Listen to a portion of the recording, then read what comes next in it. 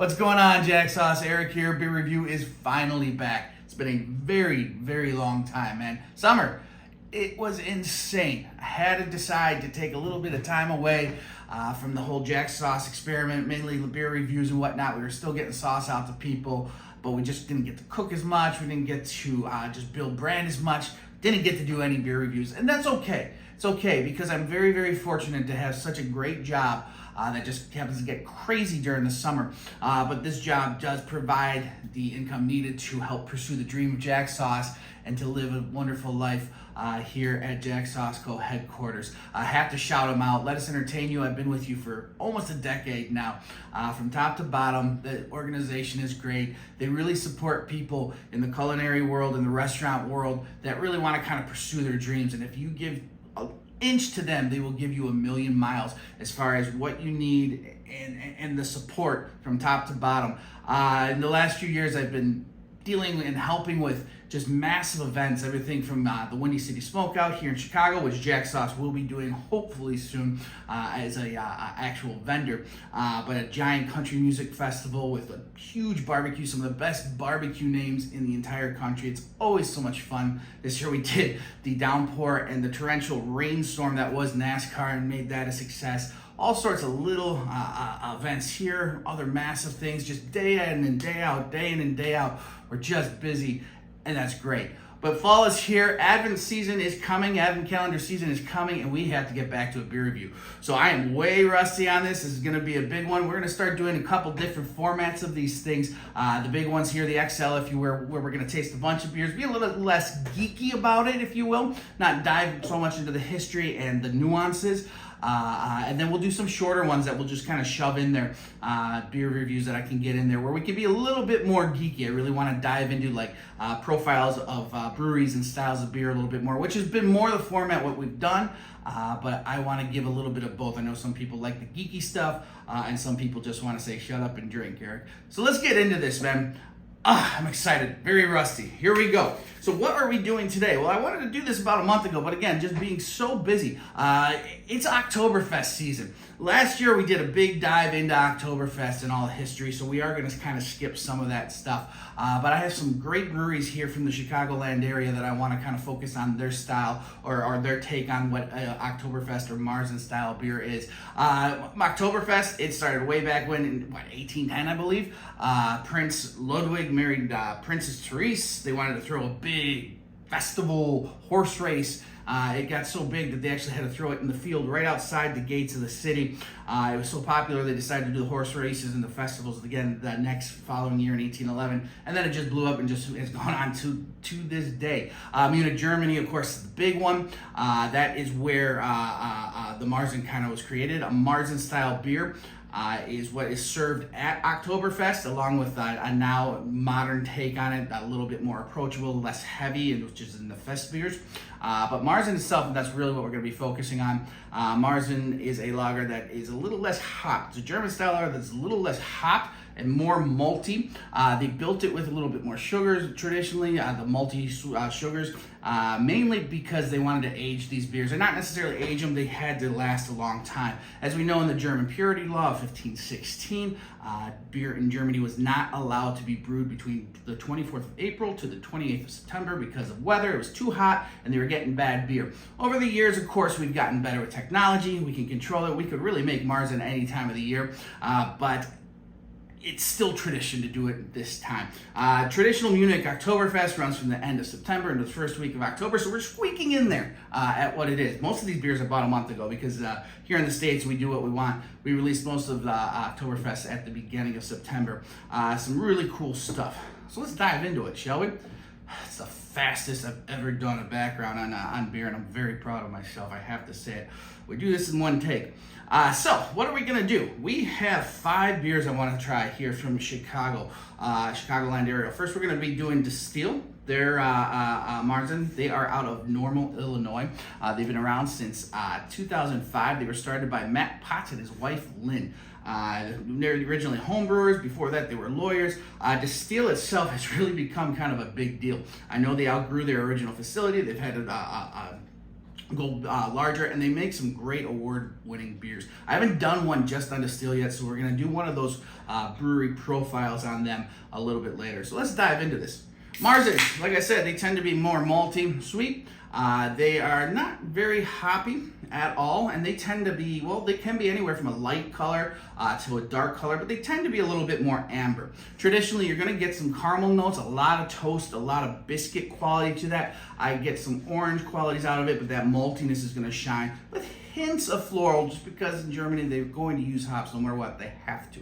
So this one, kind of a lighter color as far as the amber goes. Beautiful, actually, kind of a red brick almost. Spot on. Distill is always really good with the traditional stuff. You know, the moment you take it to nose, it always smells perfect. Biscuits, caramel, bright kind of a little orange, citrus. There's clove. There's a little bit of baking spice in there. Oh, that's a beautiful beer. Just because I say malty sweet, Marzen styles do not finish sweet or sticky, if you will. They are dry and crisp, and that is because there is still the introduction of hops to kind of balance it out, and this is great. You get a beautiful sweetness up front, and kind of like a toasty, almost floral component coming from the hops, and it's just a bone-dry finish.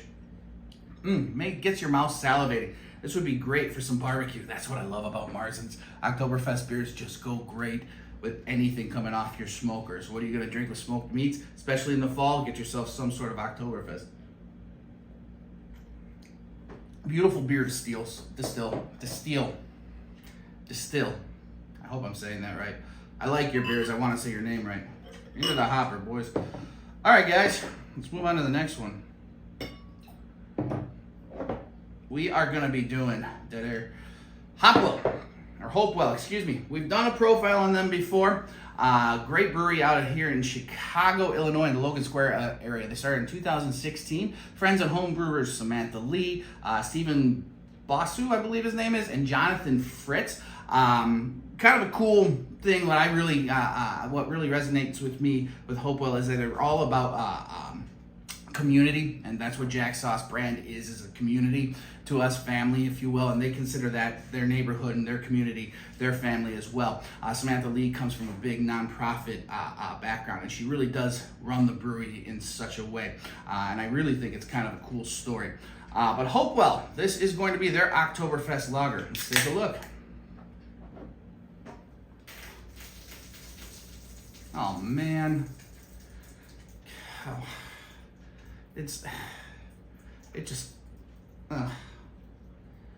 Why am I so bad? All right, guys, we're just gonna plug through, get through that. I need a beer. So that's a little bit darker, a little more red, a little more rust color to it, a little lighter as far as the effervescence goes. It looks like a lighter beer than the Distill. But man, that's a beautiful nose. Now Jackson's drinking beer. This thing's already gone off the rails. Beautiful color. I'm getting a lot of baking spice off this one. The malt is there, tons of baking spice. Not as much of the bready, biscuity component that I was getting off of Distill. A little bit more sweetness and those spices. Oh, that's a beautiful beer. All right, I said it looks lighter. Mouthfeel is much heavier than Distill. That coats. It's a little less dry. The finish is much less dry. There's a little bit more sweetness that kind of goes throughout it, but it's still crisp, still just a beautiful beer. A little floral component once again, but really that malty sweetness and those spices really kind of come through. Dried fruit, a little bit, just a little bit. Nothing like you would get off a quad or whatnot. Beautiful beer. That was Hopewell. Oktoberfest. Beautiful. All right, what's next? What is next? Oh, we are going to be doing another one. I love what's going on with these guys. Burnt City, and what they are and what they were and what they've become. Burnt City here in Chicago, started by Steven Soul, kind of a big name in the restaurant world, especially around here. Burnt City was actually initially founded in 2016. It was one of Chicago's first real brew pubs, if you will. All right, they were doing really well. He decided to close his actual brewery our brew pub, to start a new project. Which is known as District Brew Yards here. I know there's multiple locations, but here he opened the District Brew Yards in West Loop, off of Ashland, if you're from Chicago. Fantastic, cool kind of microbrewery hub, like development, if you will. There's 4 breweries in there, and they're all just killer. You have Burnt City in there. You're gonna have Twisted Hippo, who recently went in after their fire. Casa Humilde was really kind of making a name for themselves. So we got to do a brewery profile on them. And then, of course, you have oh man, I forgot one of them, but Around the Bend's in there as well. I will fix that, I promise. But Around the Bend's in there as well, and we're gonna learn about them in a second. So let's try Burnt City Oktoberfest. Man, we are all over the place today. All right. So this one, much lighter. So as I said, they can be anywhere from light to dark brown. Hopefully one of the last two has kind of got that dark brown color, but that's real light, real light. None of that real, this has a lot of straw quality to it. See, to me, so far out of the 3, this smells the most like a traditional, what you would get at German Oktoberfest in Munich. Breweries like Augustana, Hacker Shore, Owenbrau, Lowenbrau, Poliner, Spattenbrau, I think I got them all, that are brewing over there, have a real distinct kind of aroma, and I'm getting this with the malt, biscuity, bright.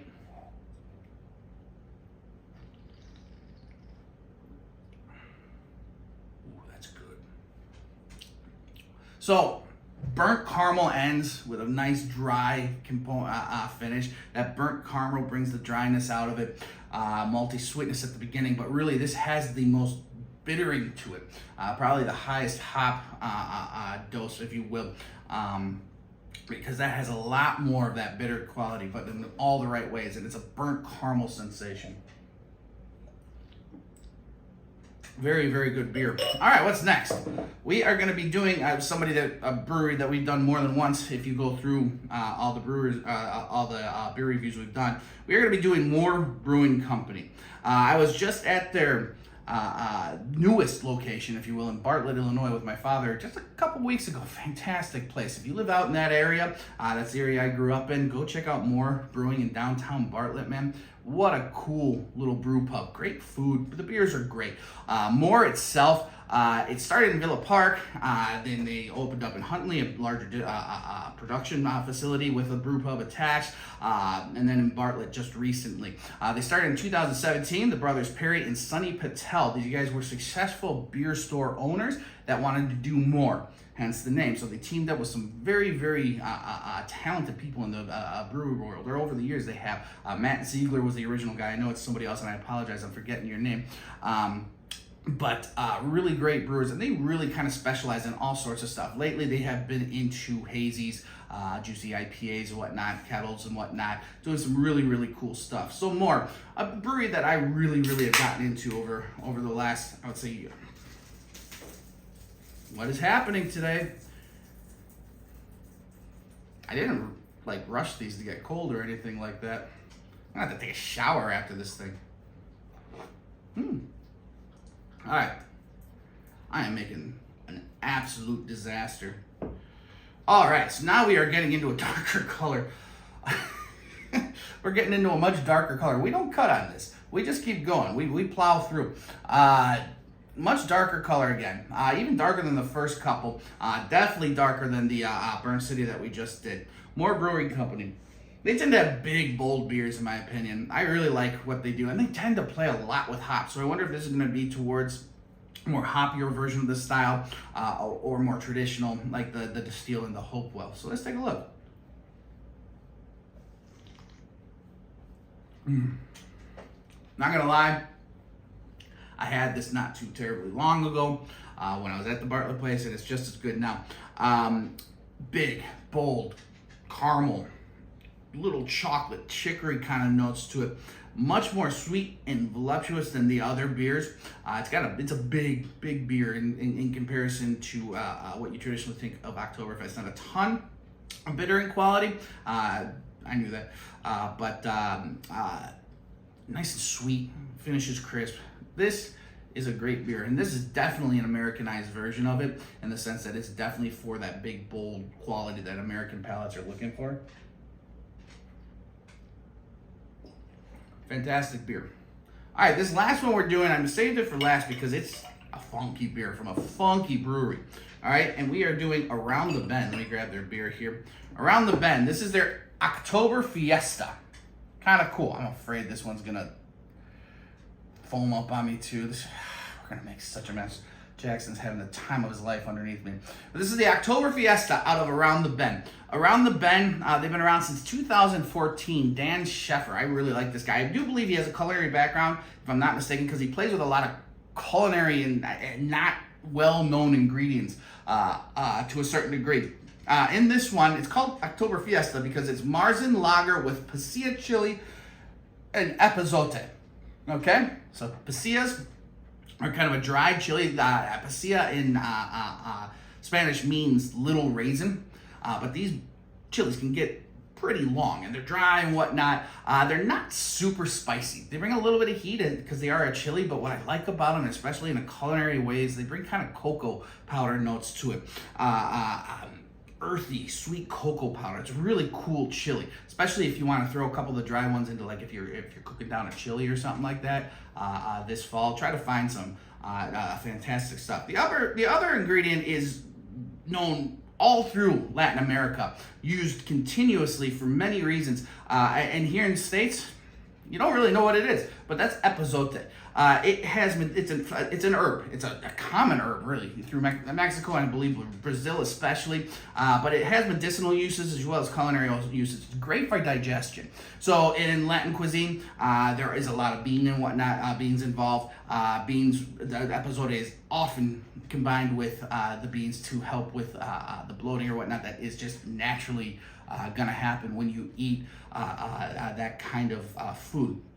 So it's a great digestif, if you will. Kind of herbaceous, described as medicinal in a sense. I think there's some oregano kind of qualities to it, citrus notes to it, maybe even a little bit of tar, if you know what I'm saying. Kind of has that kind of like little dark smokiness to it. So let's do this. Here we go.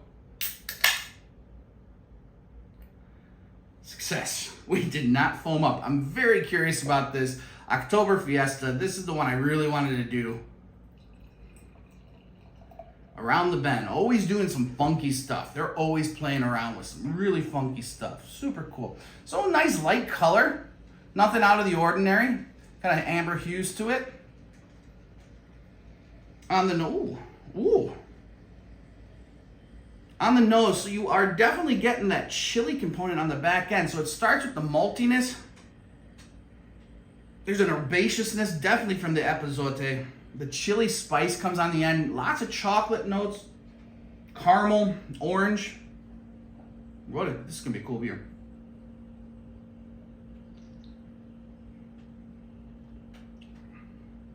Boom. Cool. In no way, shape, or form is this a true Oktoberfest, but you're getting the Marzen qualities. This is not. It's a funky beer. You get the sweet qualities of the Marzen. You do get a little biscuity kind of, and then it changes immediately into this deep, dark, cocoa-y chocolate, herbaceousness, bright citrus notes, a vegetative quality. I guess you could almost call it medicinal. I'm trying to place what would be like if you bit into dandelion, really, like a dandelion leaf. Like that's kind of, if you know what I'm talking about. There's kind of almost like a tingly sensation to it. And of course, that's going to come from the spice from the chili as well, which is not overbearing. There is not a spicy beer. The chocolate, though, it's really fun. This is a great beer for a beer share. If you're looking for something kind of funky to bring to your friends, you guys are going to sit around Saturday night and share a couple beers, go find this if you're in the Chicagoland area. All right, you guys. I gotta go take a shower, get a mop. This was a messy one across the board. Messy physically as well as I'm very rusty at doing this, but I'm very excited to be back. The advent calendar season is around the corner, which reminds me, Bitter Pops, I got to order one of those advent calendars as soon as possible. I forgot until right this second. But guys, thank you so much. Thanks for supporting Jack Sauce. Thanks for being patient till we start doing this again. And yeah, I'll see you next time. Oh, let me finish this properly. I almost forgot, on these XLs, we try all the dump together, and super beer form, if you will. This is a super margin with the steel brewing in there. We have Hopewell, we have Burnt City, we have Moore, and of course this funky around the bend, the Oktoberfest. Let's see how it tastes.